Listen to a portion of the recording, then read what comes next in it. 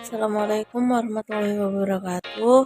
Saya adalah Rosita Febriana. Di sini saya akan menjelaskan tentang Standar Nasional Pendidikan.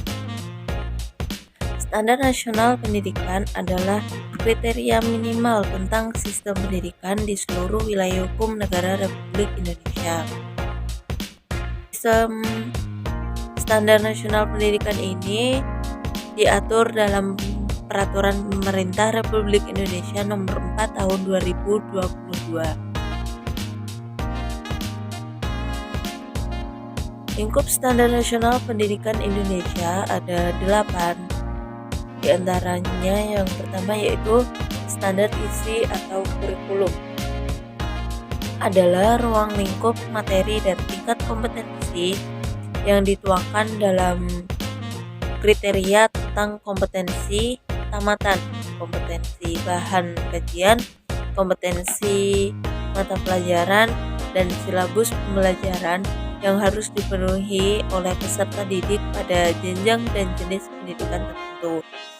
Yang kedua ada standar proses, adalah standar nasional pendidikan yang berkaitan dengan pelaksanaan pembelajaran pada satu satuan pendidikan untuk mencapai standar kompetensi lulusan. Yang ketiga ada standar kompetensi lulusan. Adalah kualifikasi kemampuan lulusan yang mencangkup sikap, pengetahuan, dan keterampilan. Yang keempat, standar pendidik dan tenaga kependidikan adalah kriteria pendidikan prajabatan dan kelayakan fisik maupun mental serta pendidikan dalam jabatan.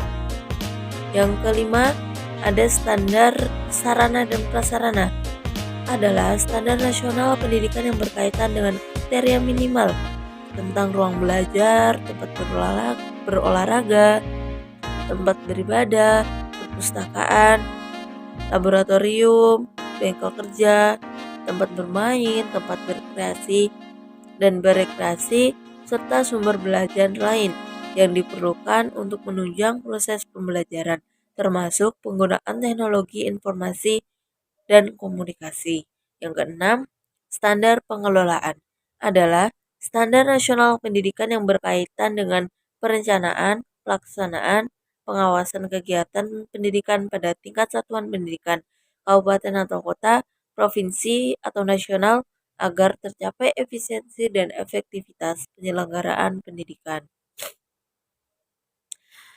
Yang ketujuh ada standar pembiayaan, adalah standar yang mengatur komponen dan besarnya biaya operasi satuan pendidikan yang berlaku selama 1 tahun. Yang terakhir yang kedelapan yaitu standar penilaian pendidikan, adalah standar nasional pendidikan yang berkaitan dengan mekanisme, prosedur, dan instrumen penilaian hasil belajar dari peserta didik. Nah, saya akan menjelaskan tentang standar isi atau kurikulum. Standar isi ini berfungsi sebagai acuan guru saat memberikan materi dalam kegiatan pembelajaran yang manfaatnya untuk memudahkan pengembangan kurikulum untuk merumuskan kurikulum yang sesuai di tiap jenjang pendidikan. Standar ini berkaitan dengan pengembangan dan pelaksanaan kurikulum. Menurut Hamalik tahun 2002 membuat kriteria pemilihan isi kurikulum dengan berpatokan pada karakteristik masyarakat atau social science sebagai stakeholder. Standar isi ini dikembangkan melalui perumusan ruang lingkup materi yang sesuai dengan kompetensi lulusan. Selanjutnya, standar isi pendidikan dasar dan menengah terdiri dari 2 hal. Yang pertama ada tingkat kompetensi, yaitu yang menunjukkan kompetensi yang harus dicapai melalui tiap jenjang pendidikan. Yang kedua ada kompetensi inti, yaitu kompetensi yang bersifat generik dan terdiri dari 4 sifat, yaitu spiritual, sosial, pengetahuan, dan keterampilan.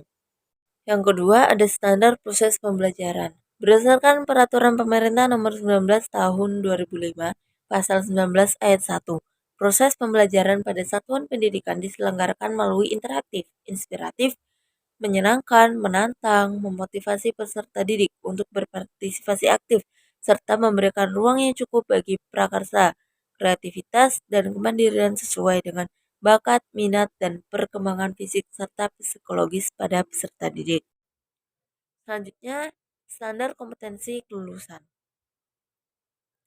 UU SPN nomor 20 tahun 2003 pasal 35 ayat 1 dan peraturan pemerintah nomor 19 tahun 2005 pasal 25 ayat 1 menyebutkan bahwa standar kompetensi kelulusan digunakan sebagai pedoman penilaian dalam penentuan kelulusan peserta didik dari satuan pendidikan. Undang-undang dan peraturan pemerintah ini merupakan payung pencerahan pendidikan di Indonesia. Selanjutnya, standar pendidik dan tenaga pendidik. Peraturan Pemerintah Nomor 19 Pasal 28 Ayat 3 dan Undang-Undang Nomor 14 Tahun 2005 Pasal 10 disebutkan bahwa guru sebagai agen pembelajaran pada jenjang pendidikan dasar dan menengah serta pendidikan anak usia dini harus memiliki kompetensi yang meliputi yang pertama, kompetensi pedagogi adalah kemampuan mengelola pembelajaran peserta didik yang meliputi pemahaman terhadap peserta didik, perancangan dan pelaksanaan pembelajaran, evaluasi dari hasil pembelajaran dan pengembangan peserta didik untuk mengaktualisasikan berbagai kompetensi yang dimilikinya. Yang ketiga yaitu kompetensi profesional adalah kemampuan guru yang meliputi memahami mata pelajaran yang telah disiapkan, memahami standar kompetensi, standar isi, memahami struktur, konsep, dan metode keilmuan, memahami hubungan konsep antar mata pelajaran, kemudian menerapkan konsep-konsep keilmuan dalam kehidupan sehari-hari. D. Kompetensi sosial adalah kemampuan pendidik sebagai bagian dari masyarakat untuk berkomunikasi dan bergaul secara efektif dengan peserta didik sama guru, tenaga kependidikan, orang tua atau wali, dan masyarakat sekitar. Selanjutnya, standar sarana dan prasarana. Pemerintah menetapkan aturan dengan Peraturan Pemerintah Nomor 19 Tahun 2005 Pasal 42 Ayat 1 yang berbunyi, setiap satuan pendidikan wajib memiliki sarana yang meliputi perabot, peralatan pendidikan, media pendidikan, buku, dan sumber belajar lainnya, bahan habis pakai, serta perlengkapan lain yang diperlukan untuk menunjang proses pembelajaran yang teratur dan berkelanjutan.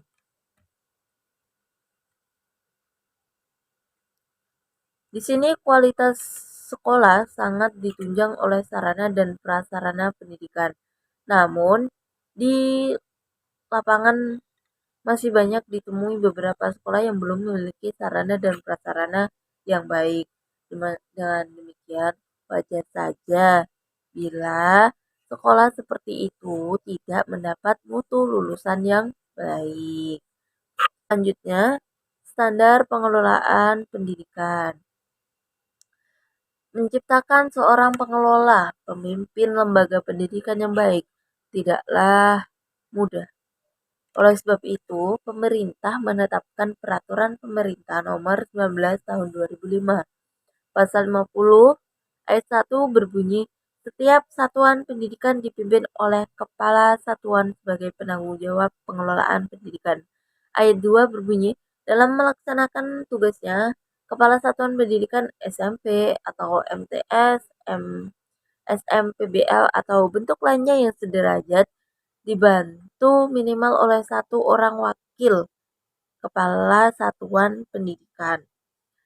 Ayat 3 berbunyi, pada satuan pendidikan SMA, MA, SMA, BL, SMK, MAK, atau bentuk lainnya yang sederajat, Kepala Satuan Pendidikan dalam melaksanakan tugasnya dibantu minimal oleh 3 wakil Kepala Satuan Pendidikan yang masing-masing secara berturut-turut membidangi akademik, sarana, dan prasarana, serta kesiswaan.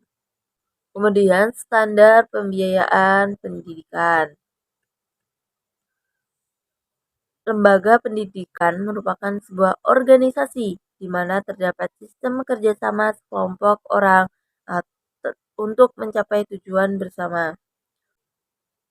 Pembiayaan pendidikan dalam Undang-Undang Sidiknas Nomor 20 Tahun 2003 Pasal 46 Ayat 1 menyatakan merupakan tanggung jawab bersama antara pemerintah pusat, pemerintah daerah, dan masyarakat.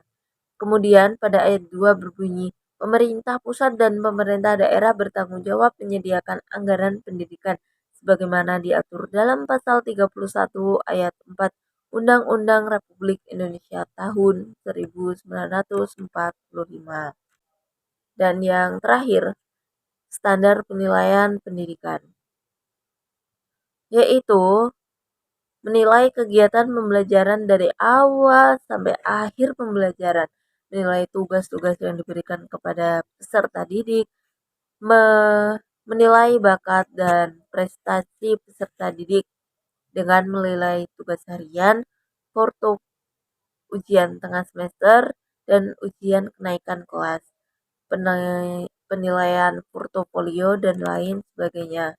Penentuan kualitas suatu lembaga pendidikan sangat ditentukan oleh penilaian. Yang terakhir, di sini saya akan membahas tentang fungsi dan tujuan standar nasional pendidikan. Fungsinya yaitu sebagai dasar dalam melakukan perencanaan, pelaksanaan, dan pengawasan pendidikan untuk mewujudkan pendidikan nasional yang berkualitas. Sedangkan tujuannya adalah untuk menjamin mutu pendidikan nasional dalam rangka mencerdaskan kehidupan bangsa, membentuk karakter dan peradaban bangsa yang bermartabat. Sekian dari saya, banyak kurang salahnya saya minta maaf. Wassalamualaikum warahmatullahi wabarakatuh.